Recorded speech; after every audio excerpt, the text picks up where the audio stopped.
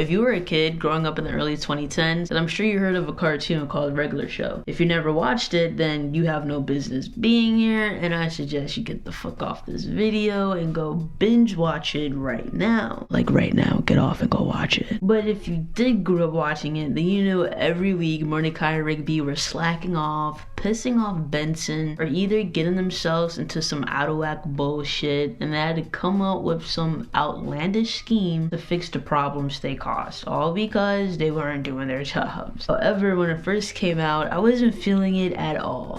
What? Bro, what are you talking about, man? Yes, I know.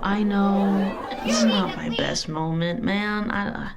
I don't know. And you know what? I didn't have any logical reason to why I didn't like a Regular Show. I was just being a little smartass. Like, just being a little shit, man. Like, my only reasoning was because Regular Show wasn't a regular show. Like, isn't that the point? Like, I don't know, man. Like, I never sat down and gave it a chance. I was just being a dick, honestly. Until one summer back in 2012, this Regular Show episode opened my eyes to what I was missing out on. And now Regular Show still stands as one of my favorite cartoons.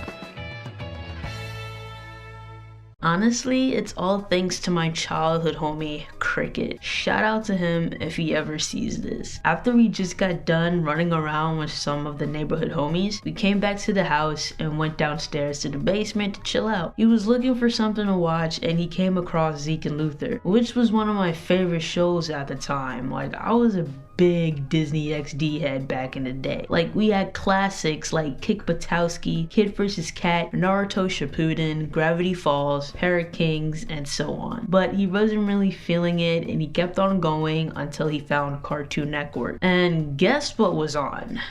Regular Show. And you know what? I wasn't very pleased at all. Like, I was just in the back complaining, oh my gosh, not this show. Like, there's gotta be something better to watch. And Cricket told me to be quiet, which was deserved because I was just in the back bitching. So you know what? I said fuck it and just gave it a chance, you know? The episode that we watched was Dead at 8.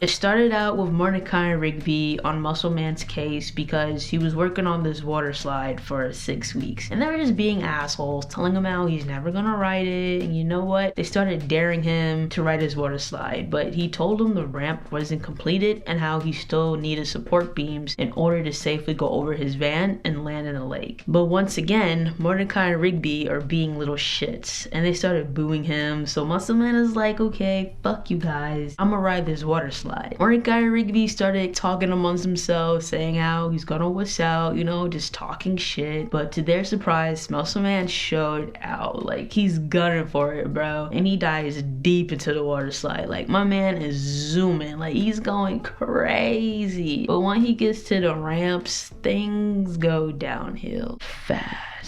The ramp just completely gives out and Muscle Man starts panicking. Mordecai and Rigby are just like, oh shit. And Muscle Man just gets fucked up bad. Like, his whole body slams on the edge of his van. He fucking flies across the lake, hits back first onto one branch. He gets fucking karate chopped, jaw smashed into the next branch. Gets his back bended on another branch. Then his chest flops into one more branch. Then he slides off and fucking nastily falls into the top of his car. Like, this man got fucked up bad, bro. Like, this motherfucker lost a tooth. His face is completely swollen. Branches are stuck in his face. Like, fuck, man. Like, the dude is basically on the brink of death. So, obviously, death rolls up, ready to collect Muscle Man's soul. Mordecai and Rigby starts begging and pleading since they are the blame for why Muscle Man got fucked up. They told Death they'd do anything. So, Death makes them a deal and tells them if they babysit his son Thomas while he takes his wife out for the anniversary, then he'll let Muscle Man go. Mordecai agrees to the terms and Death sucks up Muscle Man and some amulet to hold on to to until he returns from dinner. He also warns that if Thomas isn't in bed by 8, then he'll keep Muscle Man's soul for eternity. Next scene, we arrive at Dev's home, and his wife begins to question if Mordecai and Rigby are actually babysitters, asking them how they were contacted and if they have any experience with paranormal children. Obviously they lied and had to play it cool, so I'm already invested because I want to know how they're gonna be able to pull off watching a paranormal child, you know what I mean? Dev introduces Thomas to Mordecai and Rigby, and he seems like a somewhat normal child. A small little guy that speaks in goo goo gaga. I'm thinking, oh, this should be easy, like what could go wrong, you know what I mean? Dev and his wife begins to leave. She warns that if Thomas isn't in bed, then she'll be disappointed in everyone, Death included. Death warns them he will be disappointed also and fucking squishes Muscle Man as a sign to not fuck up. Muscle Man begins to bitch at Mordecai and Rigby, hoping they know what they are doing. Mordecai and Rigby figured it shouldn't be that hard to put Thomas to sleep since he's just a little kid. They begin to get Thomas ready for bed, but then he starts talking like a grown-ass man, refusing to go to sleep. Like, Mordecai and Rigby are like, what the fuck? I'm like, what the fuck? Why does this child sound like he smokes 3 packs of Newports a day and owns a fucking mortgage? He reveals that he's over 300 years old and that his parents don't know because he wants to ride the baby thing out for as long as he can. He demands Mordecai and Rigby that they play before his slumber. They agree and tell him that he better go to sleep after. Obviously he doesn't, but you know. So now we get this montage of Mordecai and Rigby playing with Thomas, and everything is just fucking chaotic, bro. Like, just watch the intensity of this clip.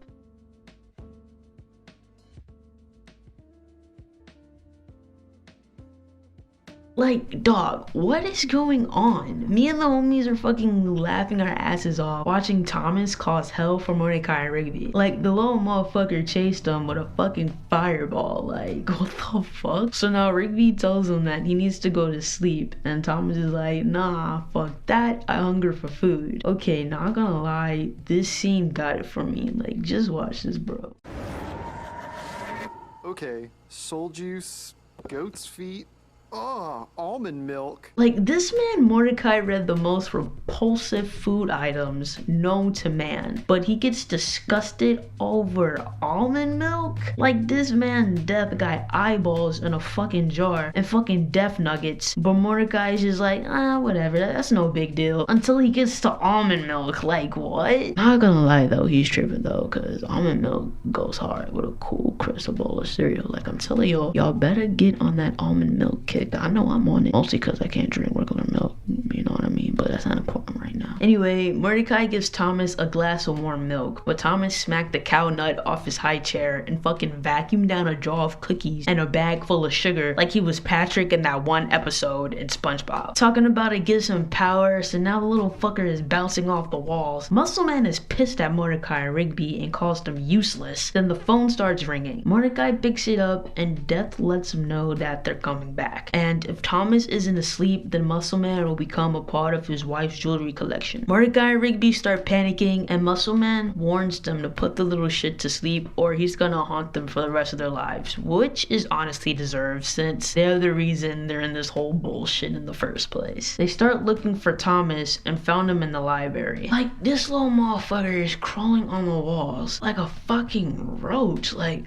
ugh, like when I seen that scene, like, dude, low-key, I was grossed out. Mordecai and Rigby warn Thomas to get down from the bookcase and tells him that he promised to go to bed. He bugs back and said that his dad always reads him a story before bed. So Mordecai picks his random ass Once Upon a Time book, but Thomas had another book in mind. He points them to this demented looking book that's being held by multiple boned hands, surrounded by skulls and fire? Yeah, obviously I don't think this is a kid-friendly book. Me and the homies start looking at each other, knowing some shit is about to go down. Mordecai doesn't think it's a good idea, but Thomas thinks otherwise. And Muscleman tells him to just read him the book because it's starting to smell like BO inside of the amulet. Like, this man isn't sweating his ass off like he just got done doing some rigorous ass workout routine or a fucking marathon or something. Mordecai starts reading Thomas about the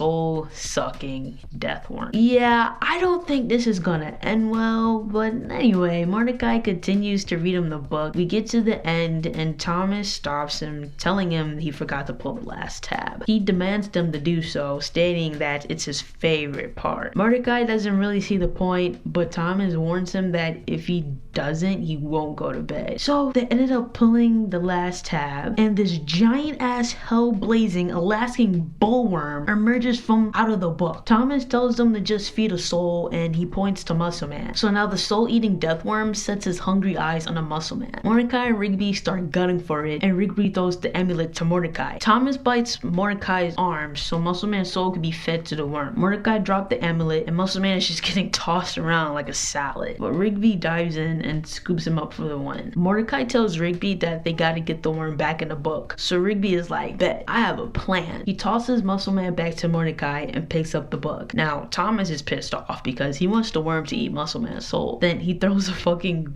piece of broken wood at Mordecai. So then Rigby pulls up and tells Mordecai to throw Muscle Man over to Thomas. He isn't sure about the idea, knowing Thomas would just feed the worm. Rigby tells him to just trust him. Muscle Man is scared shitless, telling Mordecai to not do it, but he goes through with the plan anyway. Thomas starts talking shit, saying he feed the worm himself if he needs to, but Rigby threw him the amulet, and once he caught it, his whole demeanor switches up. The death worm starts gunning for Thomas, and he begins to panic, but Rigby rushes in front of him for the clutch with the book right open to lure the worm back inside the book. And bro, Rigby's face got fucked up. Like, holy shit. Like, do y'all remember when we were kids, we would make stupid ass faces and our parents or older siblings told us if we kept doing that, our faces will be stuck like that forever? Yeah, after that episode, I never made a stupid face again, honestly. Thomas is now pissed off because it was an awful story time. Rigby tells him to fuck off and to go to sleep since they read him a story. So Thomas throws a bitch fit saying he could have been killed and he's never going to sleep, and tells them that mommy and daddy are gonna be back, and once they see that he's still up, they're gonna lose their shit. Death and his wife are about to walk in. Mordecai and Rigby are nervous as shit. Thomas starts laughing, but then boom, the chandelier crashes down on Thomas and knocks him the fuck out. Death and his wife walks in, and he's pissed that his house is fucked up with broken furniture and his favorite harp got fucking ruined. Like, it's literally on fire and the strings are beyond fucked up. He begins to ask Mordecai and Rigby about Thomas, and they start stuttering. The wife casually lifts up the chandelier and see that Thomas is dead asleep. Surprisingly, she's happy and not questioning why her kid is under a broken chandelier, and Death tells Mordecai and Rigby that they're the best babysitters they ever had. He lets them know that they did better than the last few and shows off his rings with their souls inside. He keeps his end of the deal and brings Muscle Man back. Towards the end of the episode, Death warns them to not expect to get their souls back so easily next time, and lets them know, which will be soon, when Muscle Man enters the hot dog eating contest. They start laughing like he's joking, but he tells them that Muscle Man will seriously die in a hot dog eating contest. And fucking Rigby brushes it off and asks how they're gonna get home, and that's how the episode ends. By the time the episode came to the end, me and my homie Cricket Jaws are just on the floor. Like, all we could think was, what the fuck did we just watch? Like, so much was happening in just 11 minutes. Muscle Man is on the brink of death. Mordecai and Rigby makes a deal with Death to bring Muscle Man back, like they're Sam and Dean off a fucking episode of Supernatural. Mordecai and Rigby agrees to watch Thomas, thinks it's gonna be easy, but Thomas turns out to be like 300 years old, and he puts them through hell and lets a soul-eating death worm come out of a book. Mordecai and Rigby are running for their lives and came up with a plan. Rigby lures the worm back inside the book. Thomas gets fucking frog splashed by a chandelier. Death thanks them and warns that Muscle Man is gonna die in a hot dog eating contest. Like, what in the hell? Literally the best shit I ever watched as a 10-year-old. I was upset with myself from the fact I never gave Regular Show a chance until my childhood homie Cricket put me on. I can say I'm honestly glad we didn't end up watching Zeke and Luther. After that, I became a Regular Show head. Like, I wore the shirts damn near every week back in elementary school and middle school. I had a poster on my wall. I changed my Instagram username to Regular Show 32 like the fucking nerd I was. I was locked in every week for a new episode. I even caught up to the ones that I missed. I would draw the characters in my little notepad that I had, and at school, me and my homie Lucas would go, whoa, or like anytime something happened. Like, Regular Show became a key part of my childhood. It quickly became one of my favorite cartoons and still is to this day. Also, Regular Show caused me to give Adventure Time a chance because I wasn't interested either at first. And again, I didn't have a logical reason for why I wasn't. But that's another video for another day.